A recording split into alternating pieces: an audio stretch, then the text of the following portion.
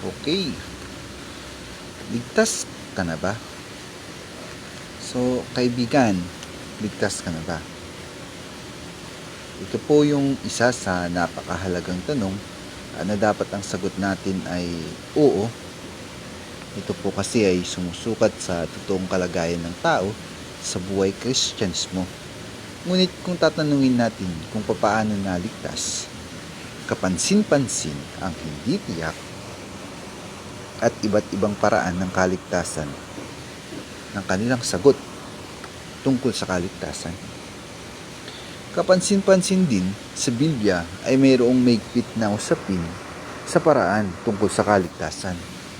Una ay sa Galatia, Kabanata 3, sa verse 10 at 11 na ganito ang sinasabi.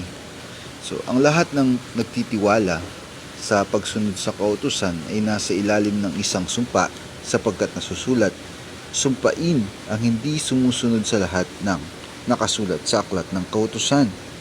Maliwanag, malinaw na walang taong pinapawalang sala sa paningin ng Diyos sa pamamagitan ng kautusan sapagkat sinabi ng kasulatan ang itinuturing ng Diyos na matuwid sa pamamagitan ng pananampalataya ay mabubuhay.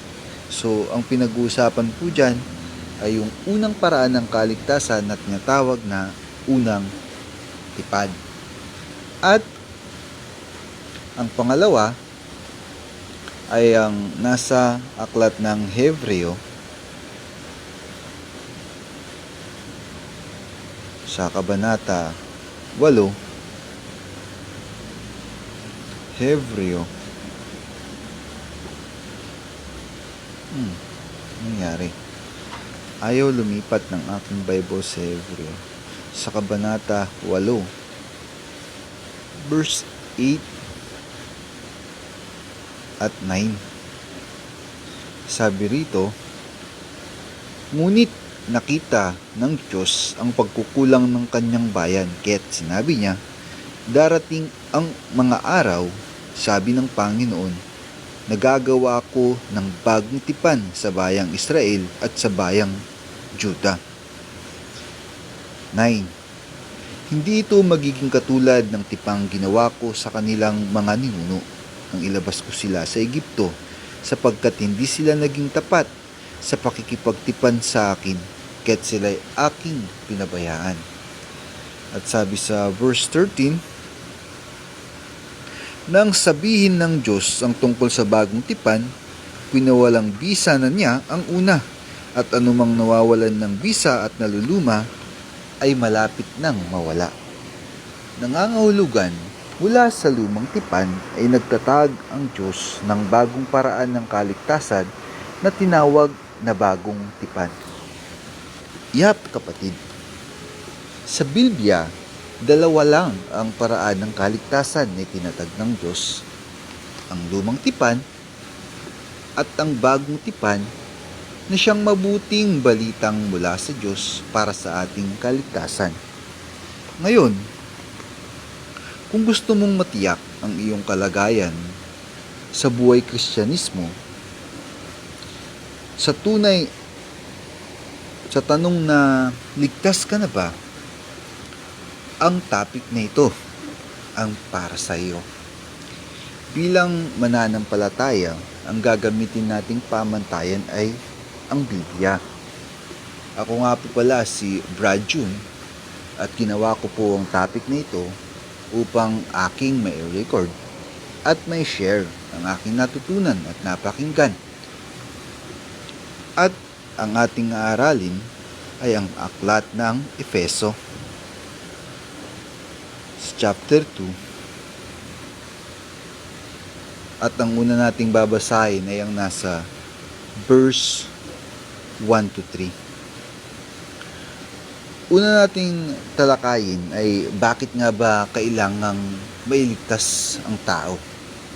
At yan nga ay yung nasa verse 1 to 3. Sapagkat kung walang kaligtasan, ang tao, sang-ayon dito, nung unay patay kayo dahil sa inyong mga pagsuway at mga kasalanan. Kung walang kaligtasan, ng tao ay patay dahil sa pagsuway at kasalanan. Pangalawa, sinunod ninyo noon ng masamang takbo ng mundong ito. So, iba yung sinusunod ng tao. At napailalim kayo sa pinuno ng mga kapangyarihan sa impapawid, ang espiritong naghahari sa mga taong ayaw pasakop sa Diyos. So, sino yung sinusunod nila? Yung mga hindi naliligtas? Yung ibang pinuno. Napailalim pa sila sa mga ito. Pangatlo, ang totoo, tayong lahat ay dati ring namumuhay ayon sa pagnanasa ng ating laman at sumusunod sa mga hilig ng katawan at pag-iisip. So, maliban sa sinusunod yung espiritong naghahari,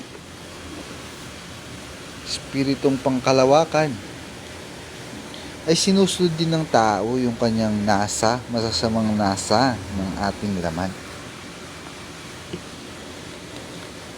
At ano po yung turing sa ganitong kalagayan ng tao?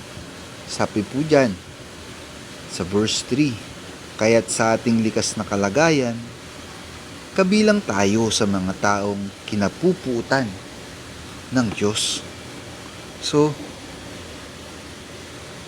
kabilang sa mga kinapupuutan ng Diyos.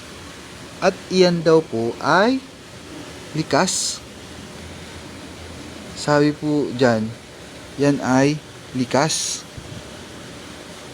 Kaya't sa ating likas na kalagayan, kita nyo po, kabilang tayo sa mga taong kinapupuutan ng Diyos. So, likas na kalagayan yan ng tao.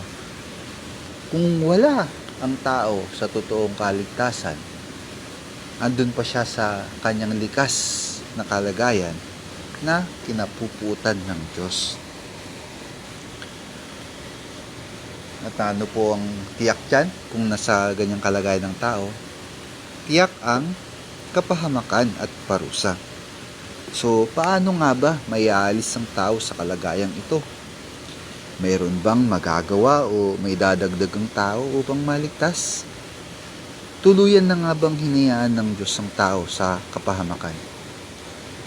Ang mga tanong na ito ay sasagutin ng ating topic sa pagpapatuloy ng ating talakayin. Na, kaibigan, ligtas ka na ba?